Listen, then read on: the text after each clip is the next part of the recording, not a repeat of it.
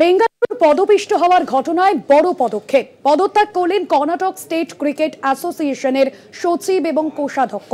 চিন্নাস্বামী স্টেডিয়ামের বাইরে বিশৃঙ্খলার ঘটনায় প্রশ্ন উঠেছিল কেএসসি এর ভূমিকা নিয়ে। শনিবার তাই পদত্যাগ ঘোষণা করলেন কেএসসি এর দুই কর্তা।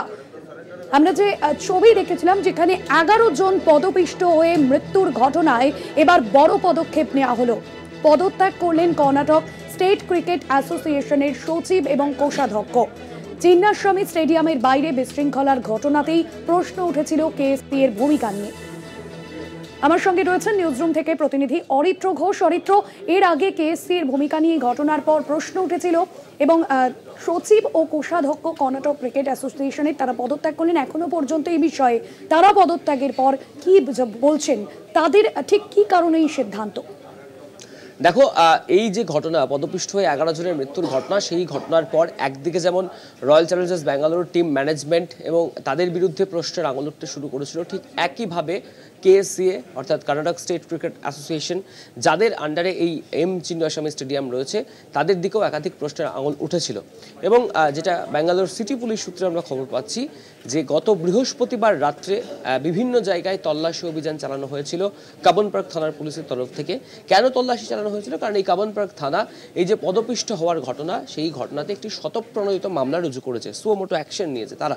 এবং সেই মামলাতে জিজ্ঞাসাবাদের বা সেই মামলায় কোনো রকম ফাউল প্লে হয়েছে কিনা এই ঘটনার মধ্যে, সেগুলি জানার জন্যই তল্লাশি শুরু করে কাবন পার্ক থানার পুলিশ। এবং সেই তল্লাশির মধ্যে সেই রাত্রে অর্থাৎ বৃহস্পতিবার রাত্রে কর্ণাটক স্টেট ক্রিকেট অ্যাসোসিয়েশনের সচিব এবং কোষাধ্যক্ষ এই দুজনের বাড়িতেই হানা দেয় পুলিশ কর্তারা, কিন্তু তারা সেই সময় অ্যাবসকন্ডিং ছিলেন।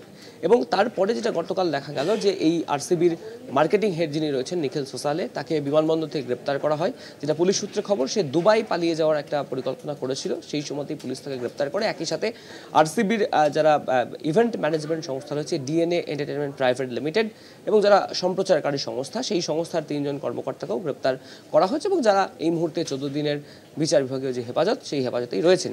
এবং খুব গুরুত্বপূর্ণভাবে যে প্রশ্নটা বারংবার উঠতে শুরু করেছিল যে যেখানে এই স্টেডিয়াম চিন্নাস্বামী স্টেডিয়াম এবং যেটি কর্ণাটক স্টেট ক্রিকেট অ্যাসোসিয়েশনের অধীনে পড়ে, তাহলে তাদের কি ভূমিকা ছিল সেদিনের এই ভিক্টরি প্যারেড অনুষ্ঠানের? তারা কি কোনো দায়ভার নেবে না এই ঘটনার পরিপ্রেক্ষিতে? এমন প্রশ্ন কিন্তু সামাজিক মাধ্যম থেকে শুরু করে বিভিন্ন বিরোধী রাজনৈতিক দল প্রত্যেককেই তুলতে শুরু করেছিলেন। এবং তারপরে যে প্রশ্নটা ছিল যে তাহলে যাদের বিরুদ্ধে মূলত অভিযোগগুলি উঠছে, যে সংস্থার বিরুদ্ধে অভিযোগ উঠছে, তাদের বিরুদ্ধে পুলিশ কি পদক্ষেপ করবে? দেখো, পুলিশ ইতিমধ্যেই পদক্ষেপ শুরু করেছে, কিন্তু আগামীতে কি পদক্ষেপ শুরু করবে তার আগে গত শুক্রবার অর্থাৎ গতকাল রাত্রে একটি জয়েন্ট প্রেস রিলিজ, যুগ্মভাবে একটি প্রেস বিজ্ঞপ্তি সামনে আসে, যেখানে দেখা যায় কর্ণাটক স্টেট ক্রিকেট অ্যাসোসিয়েশনের যিনি সভাপতি রয়েছেন, সেই সভাপতির কাছে ইস্তফাপত্র পাঠিয়েছেন দুই কর্তা। কারা? কর্ণাটক ক্রিকেট অ্যাসোসিয়েশনের সেক্রেটারি অর্থাৎ সচিব এ শঙ্কর, ট্রেজারার তথা কোষাধ্যক্ষ ইএস জয়রাম ইস্তফা দিয়েছেন তাদের পদ থেকে। তাদের যে ইস্তফাপত্র, সেই ইস্তফাপত্রে তারা কি লিখছেন? তারা লিখছেন যে বেঙ্গালুরুতে ঘটে যাওয়া একটি মর্মান্তিক ঘটনার নৈতিক দায় কাঁধে নিয়েছেন এই দুই কর্তা। তারা বিবৃতি যেটা দিয়েছেন যুগ্মভাবে, সেখানে লিখছেন যে গত দুদিনে যা ঘটে গিয়েছে সেই ঘটনা অপ্রত্যাশিত ও দুর্ভাগ্যজনক। যদিও তাতে আমাদের অর্থাৎ কেএসসি এর সচিব এবং কোষাধ্যক্ষ তাদের ভূমিকা খুবই সীমিত ছিল, তবে নৈতিক দায়িত্ববোধের কারণে আমরা কর্ণাটক রাজ্য ক্রিকেট অ্যাসোসিয়েশনের সচিব এবং কোষাধ্যক্ষ পদ থেকে ইস্তফা দেওয়ার চিঠি জমা দিয়েছি। 6 জুন শুক্রবার রাত্রে কেএসসি এর সভাপতির কাছে আমরা দুজনেই পদত্যাগপত্র জমা দিয়েছি। সকলে যাতে এই বিষয়টি জানতে পারেন, তাই এই বিবৃতি একদম কোট আনকোটভাবে তারা এই প্রেস রিলিজ জারি করেছেন।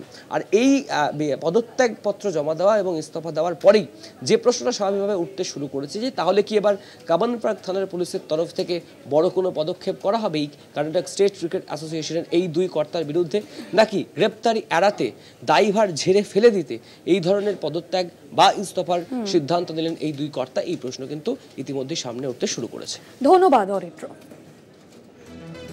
অরিত্র ঘোষ ছিলেন নিউজরুম থেকে আমাদের প্রতিনিধি।